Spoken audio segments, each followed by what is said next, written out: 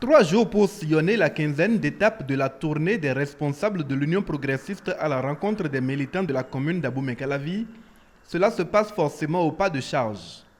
Le maire Angelo Arwandinou, à la tête de l'une des 2 délégations présentes dans la commune, se porte en ce 2e jour au contact des progressistes de Togudo, d'Akasato et de Wedo.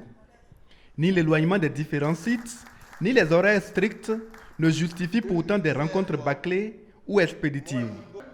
Car les responsables du parti savent ce qu'ils doivent à leurs militants locaux, surtout à Godomé, première étape de la journée.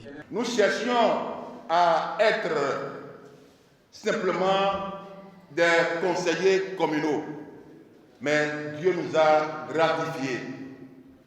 Et la première autorité de la commune de Calavi se retrouve parmi nous. Merci à vous et merci à Dieu.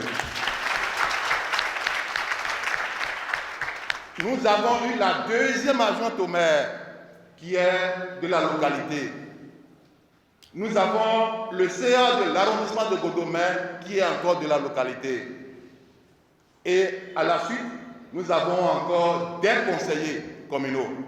À Kassato, 2e escale du jour, d'autres invités de marque viennent rehausser les échanges de leur présence et de leurs mots réconfortants. Beaucoup de défis restent à relever. Parmi ces défis, je veux accentuer votre attention sur la sédentarisation. Quand on appartient à une famille, pour se proclamer de cette famille et jouir des avantages de cette famille, il faut rester, écouter les sages. Ce n'est pas un hasard que le député soit dépêché et qu'on ait à nos côtés la directrice administrative. Nous sommes en train de faire cet exercice sur l'ensemble du territoire national. Le président Bruno Aboussou nous a dit dans son discours de lancement de campagne que le parti va accompagner nos élus. Le parti va accompagner les communes.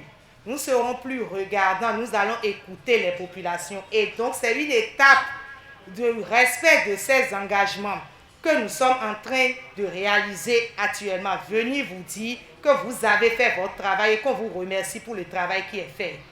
La jeunesse va montrer qu'elle est capable, qu'on peut continuer de lui faire confiance.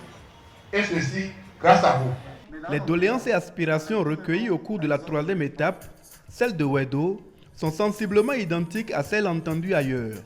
Sur les travaux de lotissement en cours, l'électrification des villages, la création d'un 2e collège, la réalisation des infrastructures socio-communautaires et surtout œuvrer pour l'emploi des jeunes de Wedo. La mise en place de microcrédits aux femmes de l'arrondissement de Wedo. La réalisation des infrastructures socio-communautaires, création d'emplois pour nos enfants. De même, les nombreuses réalisations du programme d'action du gouvernement en cours ont été rappelées, de quoi renforcer partout la détermination des militants progressistes à soutenir le président de la République et son gouvernement. La voie du développement, c'est le développement de la route. C'est pour cela que nous disons merci à son Excellence, Patrice Guillaume Athanas Talon, qui a vu juste.